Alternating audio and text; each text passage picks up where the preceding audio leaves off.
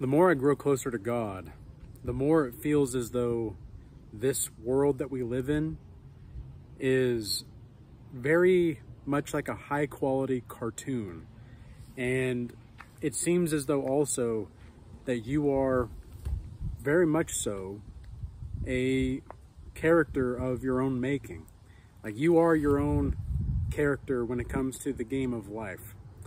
And, you know, I've known this for a while, but it just compounds on itself. It's like the deeper you go into the spiritual path, the more rich it is.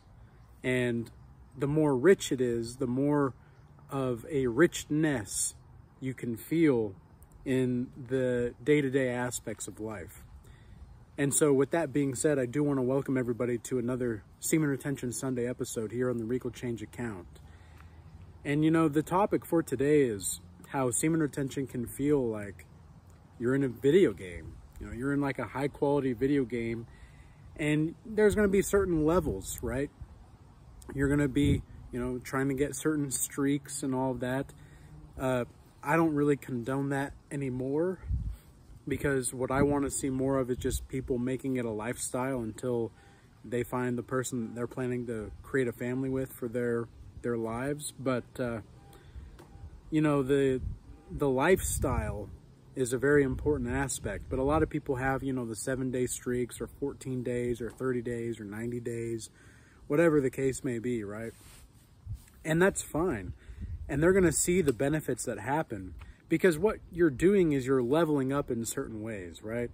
Obviously, let's say this isn't like for everybody, but if you go like 14 days on semen retention, you might get like a 5 to 10% increase in constitution or dexterity or stamina, you know, strength, all of these different kinds of modes for your character, right?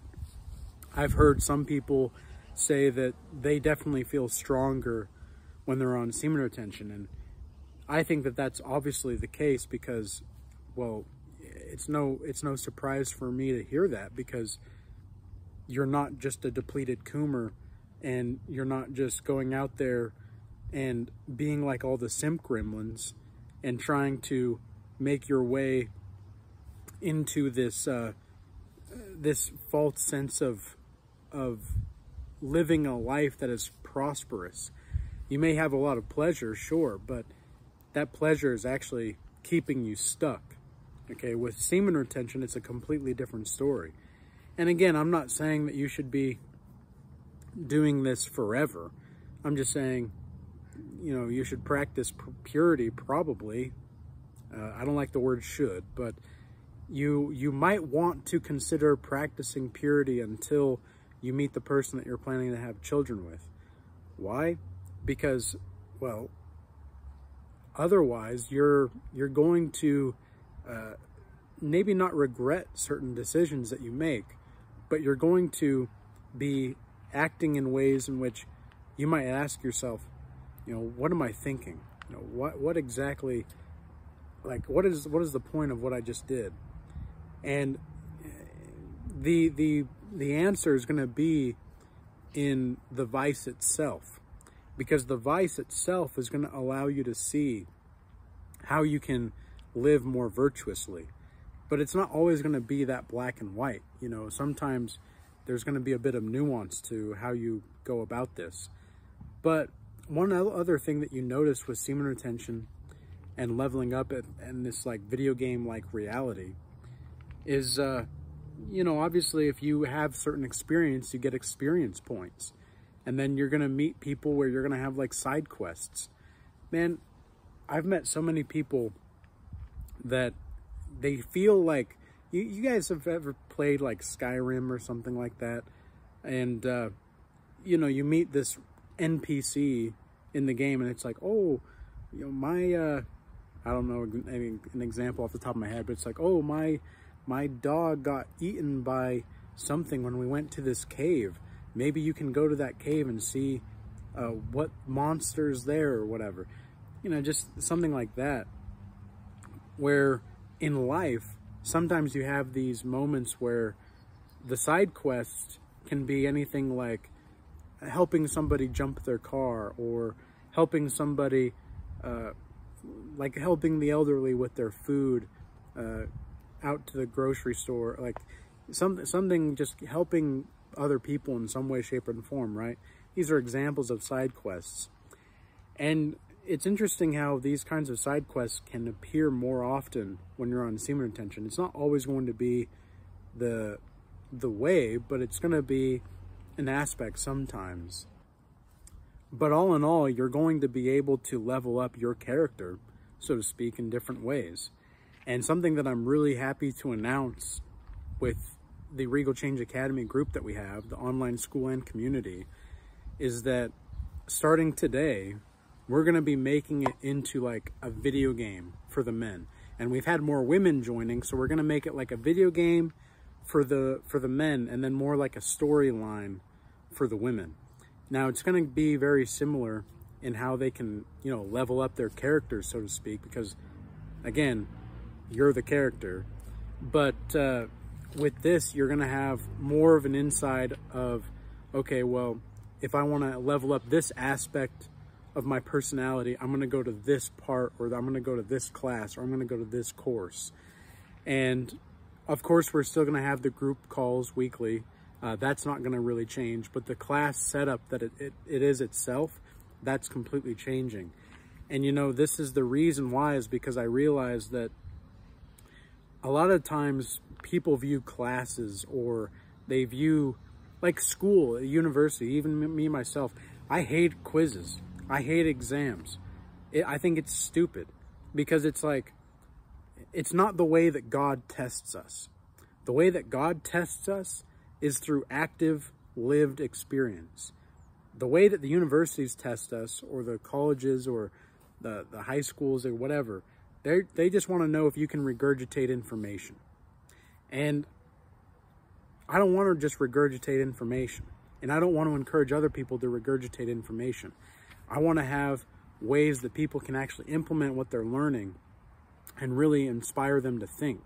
Because if you can learn how to write, because some of these prompts that I'm going to have for these new classes is, because it's Regal Change Academy 2.0, right? This is like a whole reform of the academy and the way that the classes are set up. So what we're going to be doing is there's going to be prompts associated with each class. Now, each class is going to be like an archetype. For those unfamiliar with archetypes, archetypes are essentially personalities that fight for dominance inside your psyche.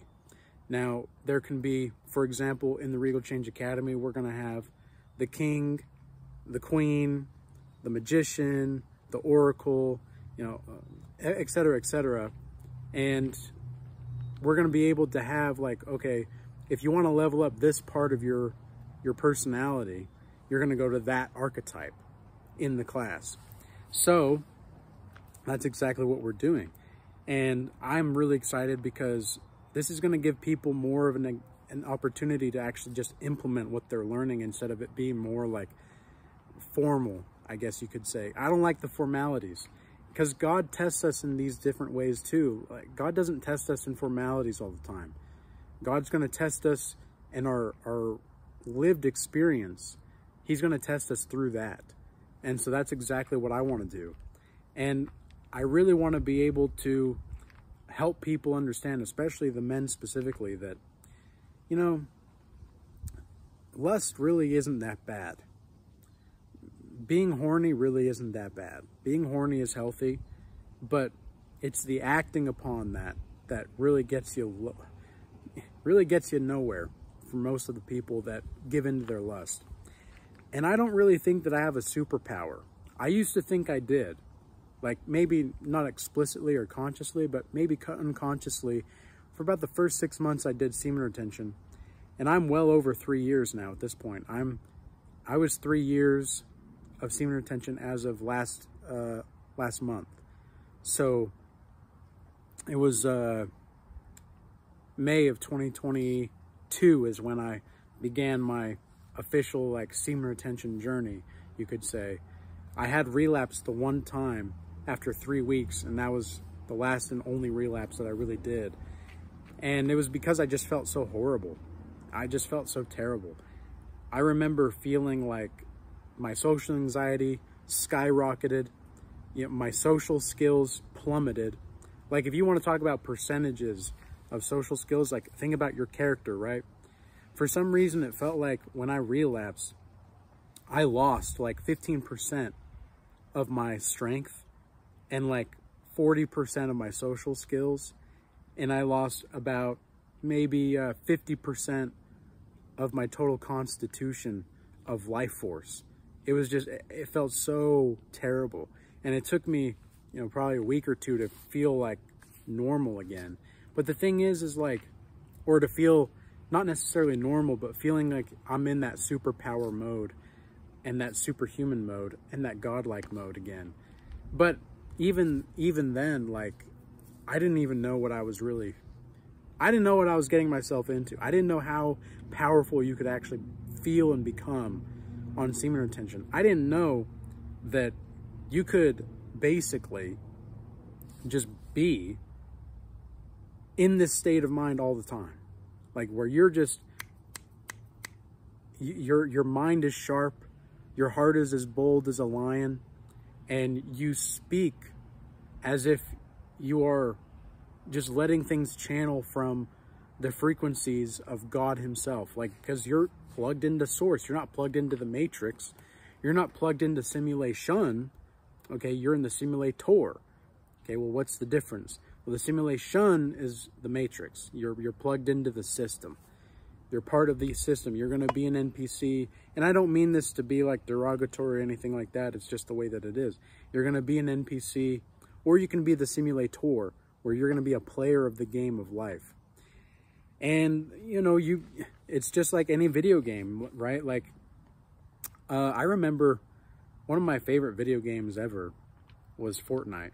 I know a lot of people don't like Fortnite and a lot of people hate on it, but I actually really liked it.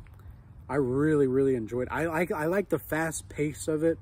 I liked how I could play a game in like 10 minutes or 15 minutes. If I only wanted to play a game or two, I could just hop on and play a game. I don't play video games anymore, really, but because life is my video game now. Life is the video game. Life is the real video game, because it's a moving image of time. Life itself is the moving image of time, as Plato and Socrates have talked about. So time itself is a moving image, and you get to participate in this body that God gave you to where you can create and do whatever you want in this reality. How cool is that? You're your own character. And so when I was playing Fortnite, though, I liked that I could build things. I liked that I also got to get my aggression out and, that sport-like aspect. I love playing sports. And recently I've been playing a lot of racket sports, racquetball specifically. I love racquetball. I like the high intensity of it. I like how I can just hit the freaking ball as hard as I want in that box. And, where the ball goes, the ball goes. But I like that I can just slam that mother crapper, like just slam it. And it's just fun. But also there's some kind of sophistication to it. Like, you can really nice and easy hit the back wall. So if the person is farther away from the back wall, or the front wall rather, you can just hit that ball nice and easy. And there's this kind of elegance to the sport as well. And I really enjoy it. I really like playing racket sports. I like the dexterity and the agility behind it as well. And this is just part of the leveling up process, right? And you'll notice how on semen retention, you might have more energy than normal. Like, okay, a lot of people, I wish I thought about this earlier in the video, but this will be very useful for some people.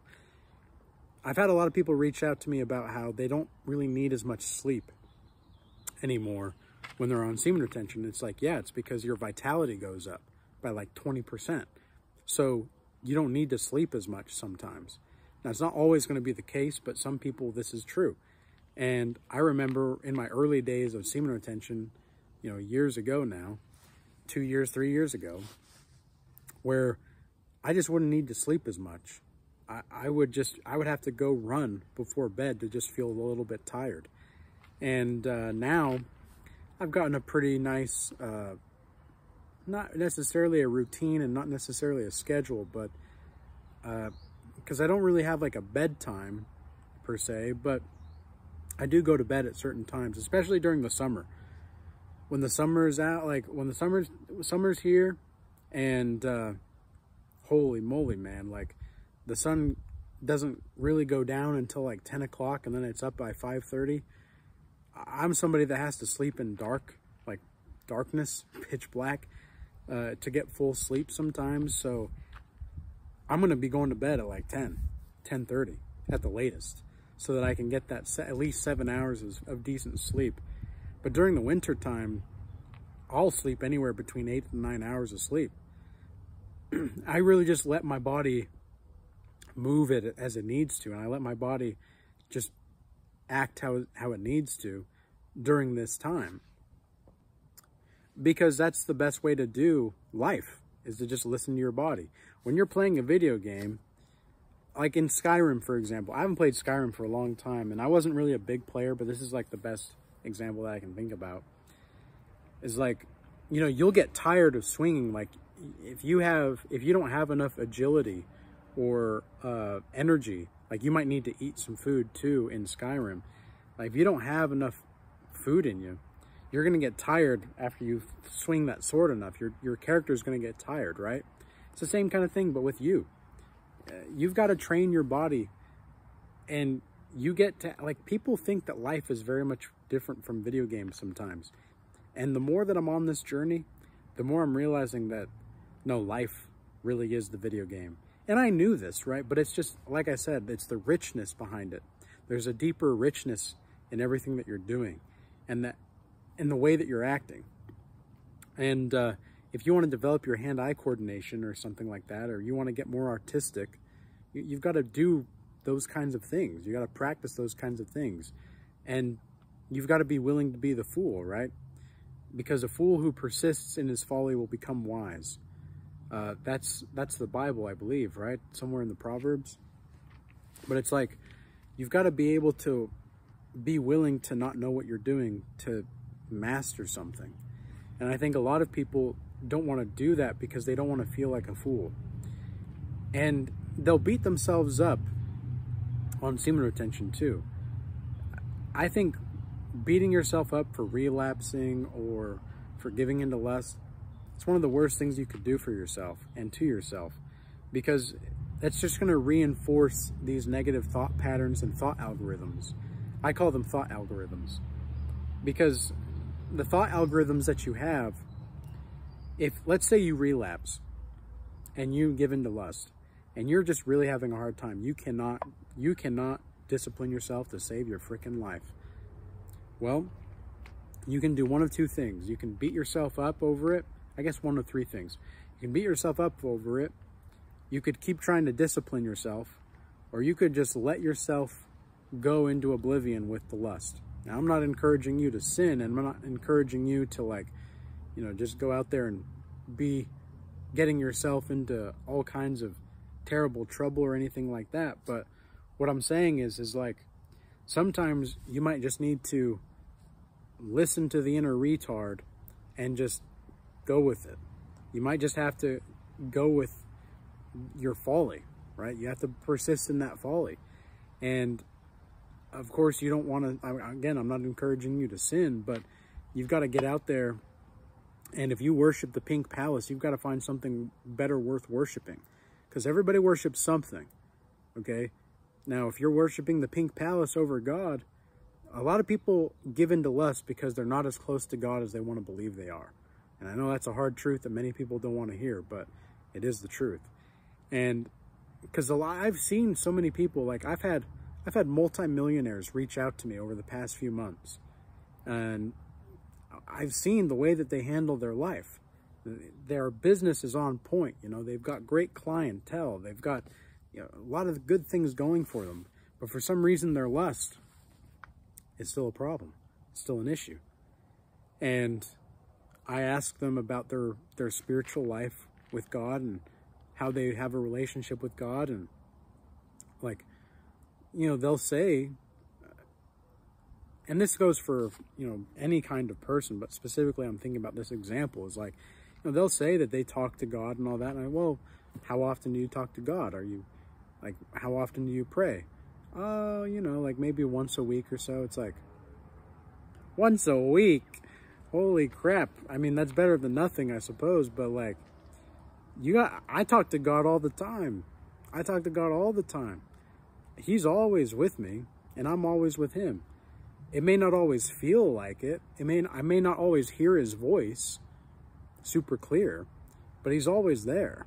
And I can always trust that he is. I always have faith that he is. Even right now. Like, it's getting kind of hot. And, you know, I'm about ready to wrap up this video, but I know that God is calling me to share certain things and channel certain things before I close this out. Otherwise, I wouldn't be still sitting here. I'm just letting the Spirit flow through me. And I don't really care to, you know, I don't try to be perfect all the time. Like, Jesus does command us to be perfect. And he says, be therefore perfect. But that's the whole point of the video game, right? This life, reality is not just the physical realm. Reality is more spiritual, and there's more spirit to the world than there is matter, okay? And this is what many people don't understand, and this is why I think multimillionaires that are reaching out to me, that I'm resonating, like, for some reason, they're resonating with my stuff, right? And I asked them, like, why is that? What exactly is happening? And one of them just said, you just seem real. You're just real. It's like, well, yeah, you know, I'm not somebody that's going to tickle your ears. And I think that's one of the reasons why many people resonate with what I'm saying, but a lot of people, they'll leave and then they'll come back, and they'll leave and then they come back. I've literally had like 5 people in the last week come back after leaving that have reached out to me before. And, you know, I don't want people to stay around all the time exactly. It's like, if we're working one-on-one together, the Regal Change Academy is going to be different. That thing's always going to be there. But with one-on-ones, for example, I hope that you go off on your own someday. Like, I do one-on-one mentorships, but I hope that you go off on your own. I hope that you find a way closer to God on your own. Like, I can show you that door, yes, but I don't want to be, I don't need to be there all the time. And if I'm not helping you grow closer to God and yourself, then I'm not doing my job right. So, and they didn't leave because, like, they came back because they realized that they're missing something. They didn't leave originally because they hated what was going on or they weren't getting the benefits. They realized that they were still missing something. And it's not like, you know, I have all the answers or anything like that, but when it comes to semen retention and just living acts of purity, choosing love and purity is going to solve a lot of issues, all right? So with all that being said, I hope this message was useful and insightful for you.